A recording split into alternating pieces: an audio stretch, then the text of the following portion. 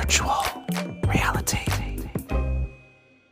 All right, Mia Thornton from the Real Housewives of Hi. Potomac. I'm so excited to experience you IRL. It's always been through a screen we were just talking about, but to have you in person right here, right now in studio, as we're in the middle of some Lake Norman mayhem, all thanks to you. How are you feeling about the current drama that's unfolding on the show? You know, I think that it's expected, right? You know, who said that we're going to go to the lake to have a good time? Whose idea was that? I should have known better with this group of girls. But I feel like we are still having fun. And I think, you know, our drama per se is like organic and natural. What happens when you put 9 women, especially type A women, under the same roof? Yeah. It's a good vibe. Like, the chemistry among the women is so amazing right now. And I was a little worried because I was a Candace fan. I was a Robin fan. I was honestly concerned about what season 9 would look like. But it's so good. I love all the new girls. Which new girls are you feeling? Are we feeling Stacey a bit more? Because you thought she was boring. I did. And how do we feel about her now? I think Stacey's amazing. I'm obsessed. I am too. Yeah, she's so good. I honestly, when I tell people, I wasn't able to see like Stacey, like, because I don't know her. I'm just getting a chance to meet her. She's Karen's friend. So I didn't get a chance to see like her in her own element and like what she has going on. So now that I'm watching back, I'm like, girl, you're not so boring after all. Because every time she got around me, she was a little stiff. Maybe she was intimidated around you. Maybe. Do you think that's it? Maybe. Because I was just like, girl, who is she even here? No, she's on a different planet. Right. She's an alien. Yes, she is. And that's exactly how I was reviewing her. Yeah. You know, I'm like, she's a little weird. I don't know about this one, you guys. Like, but now that I had the chance to like get to know her and understand her story a little bit more, and as the season progresses, we become really close. So I actually like her. In the beginning, she's a little boring to me. Well, it's funny that you mentioned your friendship progresses because in the trailer we see she comes to you with some information about Karen saying that you're not very Potomac, and then your rebuttal, I will say touche, because you were like, well, is it very Potomac to get a DUI and crash into a tree? So correct. What happens with you and Karen later on? Because it did start out with a bang with the whole attack on your parenting, and I think she very artfully deflects. She does. Yeah. She's good at that. Yeah, right. That's what Karen Hoover does. She's a master of that. Right. Like that's on brand for her. I think that with Karen, she stays in this position of like she didn't get a DUI, like it wasn't her, it was a girl from Georgetown, whatever. I don't know who she thinks it was, but it was her. And I feel like it's hard for us to connect because she never like owns up to it. And also she continues to go after my best friend, which I'm like, no, we're not going to do that. Like I have to step in and let the girl, like, I'm afraid that she's going to like sink here. Why? Someone needs to help her out. Why do you think she has it out for Jacqueline? Is it because Jacqueline brought up the drunk calls at her birthday hatitude celebration? No, I think it's because Jacqueline won't sign up to be her minion. Is why. Like, honestly, I do feel like Karen she doesn't necessarily like friends. She wants fans, right? Okay. And the moment that you're not like a Karen Hoover fan, then she puts you on the other side of the island, right? Gotcha. Like, exactly. Because we've seen that with but you. it's okay because other girls come onto that other side of the island too, and she's not going to like that very much. The fans come and they leave. You have been really close with Karen, and you've also been not very close with Karen. What's a better space for you? Do you kind of like the separation? Karen. Okay. I do. I know. I really do like her, even though she's crazy, she's weird. She's like, Karen is necessary for society, okay? Yes. Yeah, she is. But at the same time, I also feel like there's a side of Karen that she needs to like just be a little bit more open. Like, girl, we see you. And do you know what? I feel like if she leaned into those other parts of her that she maybe is trying to hide, according to you, I feel like the fans would embrace it. I think like, so too. Give me blue eyes. Give me like let me know more about this bud dial. Be human. Will we know more about the bud dial? Like, will there be more information revealed? And was it Blue Eyes that she was with, or is Blue Eyes is that over? No, Blue Eyes still has blue eyes. Yes. That she's staring into. I don't know. I wasn't there. Okay. Right. But the bud dial did happen, and that's just all I know. And your reason for sharing a funny story. I love the way you set it up. You were like, I have a funny story. I have a really funny story. It's so good. Speaking of stories. Butt dial. Why did you reveal it, though, in front of the group and in front of the audience? Yes, I did, because I just felt like it was just, fitting for the time. It was not planned at all. It was the first time Joy had got back with Karen, because we did all go out in D.C. and had the best time of our lives. We did. There was a lot of drinking going on that night, by the way. And I just felt like, since we're telling stories, and she had spent the entire day coming after my girl. Oh, see, and that's what I love about you. You're such a good friend to Jacqueline. You're like, well, you're mean to Jacqueline, so I'm going to tell the butt dial story. Yeah, like lay up a little bit, you know what I mean? So, and because I just felt like she was trying to accuse Jacqueline of being a liar and that she's not telling the truth and that she make things up. And I'm like, well, no, actually, Karen, you're the one not telling the truth. Yeah, I do love to see You're the one butt dialing people with, like, the truth. Yeah, well, actually, Giselle was in studio yesterday, and we chatted with her, and she said that the Karen drunk calls after the DUI, like, they've kind of stalled, and she said she actually misses them. Have you received any? Have any of the girls, like... Listen, Karen probably has me on the Do Not Disturb, okay? So, no, I have not. And I feel like she's being a little bit more cautious with her cellular device. Like, she's come up to time with that. Yeah. And, it's good. It's good that she's doing that. Okay. Because it's necessary. Stop, like, randomly calling people drunk, and then say you're not a drunk. Like, which one is it? Now, you can continue to call us if you're going to be honest with yourself. There's nothing wrong with drinking. Just don't drive. Yeah, but very true. It's pretty simple. It's legal to drink. Yeah. Please drink up. The fact that she's not even drinking and while we're on our trip is weird to me, because, honey, I have drivers for us. There's 3 black cars parked outside to take you wherever you want to go. Do you think it's because she feels there's like a sort of a judgment underlying after the DUI, and she just doesn't want to give you guys any fuel? But that reminds me that shows that she's just feeling guilty. It's like, girl, it's okay to drink. Drink up. Have some fun. Yeah. Just don't drive. Yeah, right? Okay, yes. Unless there's a problem.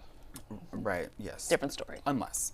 Okay. Now, I know that you're a Housewives girly, you're a Housewives fan, you're watching everything at the moment. Yeah. And it's so, as an audience of these shows, like, I often think about Karen and Shannon and their stories kind of like are similar in ways. As someone who's watching Orange County, what do you think of the Karen DUI versus the Shannon DUI story? So it is very similar, and I feel like I don't really understand like the differences between the two. I think it's all like kind of the same. I do feel like our girls are not holding Karen to the fire like the OC girls did. Yeah, y'all need Tamara to I'm like, are we scared? Well, what does Karen have on all of you all? I need to know right now. Yeah. And that's it. I feel like, we are definitely kind of tiptoeing around it a little bit. Well, I'm not. But you're the one. But everybody else at the table, it's like, okay, all right. Are we scared of like Karen can't do anything to you? You know that? Yeah. Like, it's okay. So, but it's all good. I do feel like, as a Potomac fan, I've always loved your honesty, the way you do try to hold people accountable. And even like this season, you're bringing ink on camera. Yes. Which is really fun to see. Thanks. It's cool to see your dynamic. It's really nice to see how happy he makes you despite the modern family drama chaos that, you know what I mean? Like, you got Gordon living, just 2 floors away from you in the same building. And then obviously there is this conflict over Jeremiah's paternity. How is the family dynamic today? I heard you have some new boundaries in place. I do have some new boundaries in place. Well, Gordon can't just come knock on my door. He has to like get buzzed up the elevator to come to my floor. Yeah. Okay? And so that has helped because there's not random check-ins or random pop-ups. Yeah. And I feel, and also too, like, Ink is not in DC as frequently, and when he does come, then, we're making sure that we're being mindful of Gordon and his proximity. Yeah. And just doing what's best for the kids. You know what I mean? Like, really just focusing on the babies, and just taking it day by day. Yeah. And it is a lot. So it's a lot to watch, but real time, I feel like Gordon and I are doing a really great job co-parenting. I feel like the kids are thriving and they're doing really well in all of their activities. And, it's just, I feel like as long as we're good, then the outside noise, I'm like unbothered by it. Yeah, that's good. How are you sort of prioritizing your kids' well-being and the the chance that they might see some of this online, or their friends are talking about it at school? Yeah.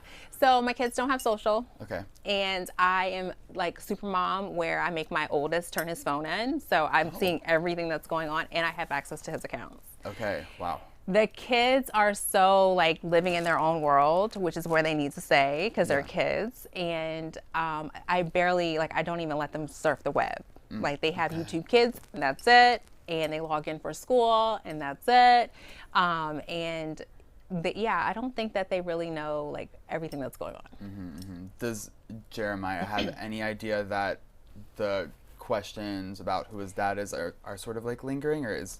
No, so we haven't talked about it, right? Okay. And he hasn't asked about it. And I do talk to him about everything under the sun. And the kid is a very smart, brilliant child. Yeah.